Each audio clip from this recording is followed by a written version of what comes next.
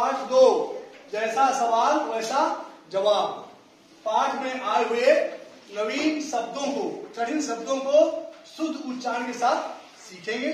इन शब्दों को हम शुद्ध उच्चारण करके सीख लेंगे तो पाठ को पढ़ने और समझने में हमको आसानी होगी।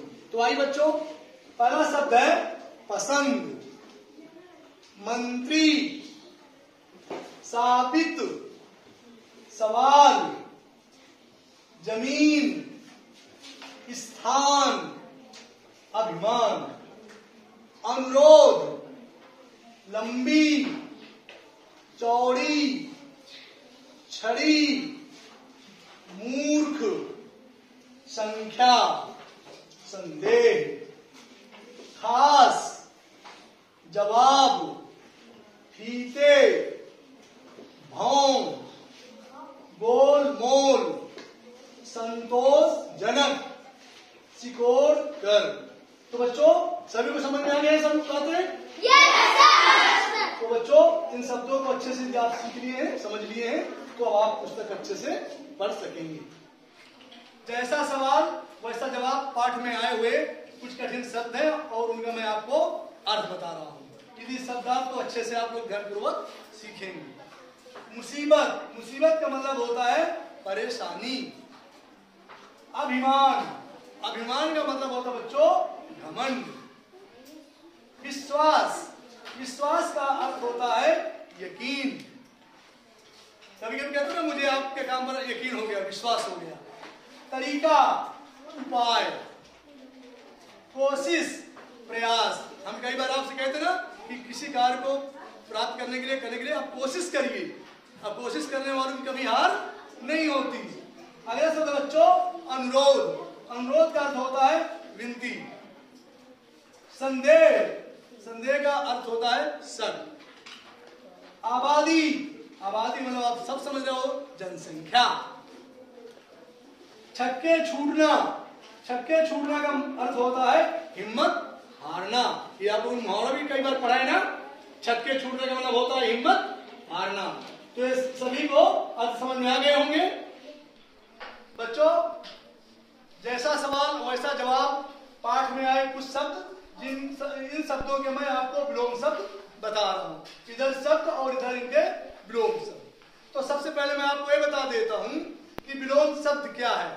इसके पहले भी मैंने आपको बताया था लेकिन आपको याद नहीं है। बच्चों किसी शब्द का उल्टा या विपरीत अर्थ देने वाला शब्द विलोम शब्द कहलाता है। सबको समझ में आ गया होगा। तो बच्चों देखिए यहाँ पर जवाब, जवाब का विलोम शब्द होगा सवाल। प्रश्न, प्रश्न का विलोम शब्द होता है उत्तर। मामूली, मामूली का विलोम शब्द होता है खास। आसान, आसान का विलोम शब्द होता है मुश्किल। नापसंद, नापसंद का बच्चों विलोम शब्द होता है पसंद। असंतुष्ट, असंतुष्ट का विलोम शब्द होता है संतुष्ट। आप बोलते हो मैं संतुष्ट हूं, इस प्रकार से। जीना, जीना का विलोम शब्द होता है मरना। तो अब समझ बताइए आसान था? तो बच्चों अब आपको समझ में आ गया होगा और इसे अच्छे से तैयार करेंगे। बच्चों आज मैं आपको एक वचन से बहुवचन बताना चाहता हूँ। देखिए इधर कुछ शब्द है, ये एक वचन में है और इनके इधर जो शब्द बने हैं ये बहुवचन में है। तो आइए पहला शब्द है बच्चों दरबारी। दरबारी का बहुवचन शब्द होता है दरबारियों। बालक, बालक का बहुवचन होता है बालकों। मुश्किल, मुश्किल का बहुवचन होता है मुश्किलों। प्रश्न, प्रश्न का बहुवचन होता है प्रश्नों। मंत्री, मंत्री का बहुवचन होता है मंत्रियों। मुसीबत, मुसीबत का बहुवचन होता है मुसीबतों। पगड़ी, पगड़ी का बहुवचन होता है पगड़ियों। एक पगड़ी से जब एक से अधिक होती है तो पगड़ी से पगड़ियों हो जाता है। भेड़, बच्चों भेड़ का बहुवचन भेड़ ही होता है। भेड़ का बहुवचन अलग से कोई शब्द नहीं होता है, इसलिए भेड़ का बहुवचन भेड़ ही हम लिखेंगे। सभी को समझ में आ गया? बहुत अच्छे बच्चों, इसको अच्छी राइटिंग में अपनी कॉपी में उतार लीजिए।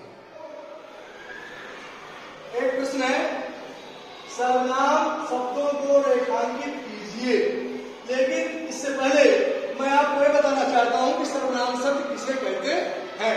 बच्चों, संज्ञा शब्द के स्थान पर प्रयुक्त होने वाले शब्दों को सर्वनाम शब्द कहते हैं। ये परिभाषा मैंने आपको पहले भी बताई थी, लेकिन आज मैं पुनः आपको बता रहा हूं कि संज्ञा शब्द के स्थान पर प्रयुक्त होने वाले शब्द को सर्वनाम कहते हैं। अब देखिए, वह लाख कोशिश करके भी उत्तर नहीं दे पाएगा। अब ये क्वेश्चन है, इसमें हमको देखना है कि कौन से इसमें सर्वनाम शब्द है। तो वह लाख कोशिश करके, तो वह संज्ञा के शब्द प्रयुक्त हुआ है, तो यहाँ पर ये हो जाएगा वह लाख कोशिश करके भी उत्तर नहीं दे पाएगा। सेकेंड है, आप भी उसकी लंबी चौड़ी बातों में आ जाते हैं। वाक्य को समझिए, आप भी उसकी, तो बच्चों यहां पर आप और उसकी, ये दोनों शब्द इस वाक्य में सर्वनाम शब्द हैं। तीसरा है, बीरबल को वे अपने सामने मूर्ख समझते हैं। बच्चों, इस वाक्य में हमको देखना है कि बीरबल को वे अपने सामने, तो बच्चों यहां पर वे और अपने, ये दोनों शब्द यहां पर सर्वनाम शब्द हैं। अब तो आपको समझ में आ गया होगा। बहुत अच्छे। क्रिया शब्दों को रेखांकित कीजिए। लेकिन इन क्रिया शब्दों को रेखांकित करने से पहले क्रिया शब्द किसे कहते हैं मैं आपको बताना चाहता हूं। तो बच्चों, जिन शब्दों से किसी काम को करने या होने का पता चले उसे क्रिया कहते हैं। ये मैंने आपको पहले भी बताया था कि जिन शब्दों से किसी कार्य के करने या होने का पता चले उसे क्रिया कहते हैं। तो आइए देखते हैं, क्रिया शब्दों को रेखांकित कीजिए। तो पहला है, ख्वाजा सरा सिर झुकाकर बोले। तो बच्चों, हमको इसमें देखने की क्रिया शब्द क्या है। तो ख्वाजा सरा सिर झुकाकर बोले, सिर झुकाकर बोले, तो ये क्रिया शब्द है बच्चों।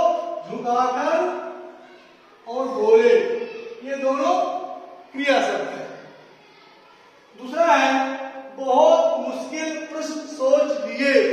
अब इस वाक्य में देखिए, विचारिए, इसमें क्रिया क्या हो सकती है। तो बहुत मुश्किल प्रश्न सोच लिए, तो सोच लिए, ये सोचना जो है ये क्या है, क्रिया शब्द है। थर्ड है, जहां पनाह हजार जरूर दूंगा, जहां पनाह जरूर दूंगा, उसी से पूछे। बच्चों, इस वाक्य में होगा जहां पनाह जरूर दूंगा, तो ये क्रिया शब्द है। और दूंगा खुशी से पूछे, आगे प्रश्न है कि खुशी से पूछे, तो पूछे, ये भी बच्चों क्रिया शब्द है। तो बच्चों, अब तो बहुत ही आसान हो गया होगा, समझ भी गए होंगे इसी प्रकार से। अब आगे आप एक्सरसाइज, आगे निम्नलिखित मुहावरों का अर्थ बताइए। आप ध्यान दीजिए, पुस्तक पढ़ाते समय मैंने इन मुहावरों को भी बताया था और उनका अर्थ भी बताया था। आज मैं आपको लिख करके समझा रहा हूं। तो बच्चों, इधर 3 मुहावरे लिखे हैं और इधर इनके अर्थ लिखे हैं। तो पहला मुहावरा है तूती बोलना। बच्चों, तूती बोलना मुहावरे का अर्थ होता है खूब प्रभाव होना। अगला मुहावरा है छक्के छुड़ाना। छक्के छुड़ाना मुहावरे का अर्थ होता है बुरी तरह हराना या बुरी तरह पराजित करना। तीसरा है कलई खुलना। कलई खुलना का बच्चों अर्थ होता है भेद खुलना।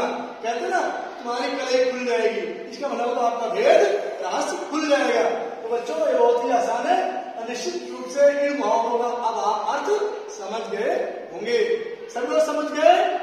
बहुत अच्छे।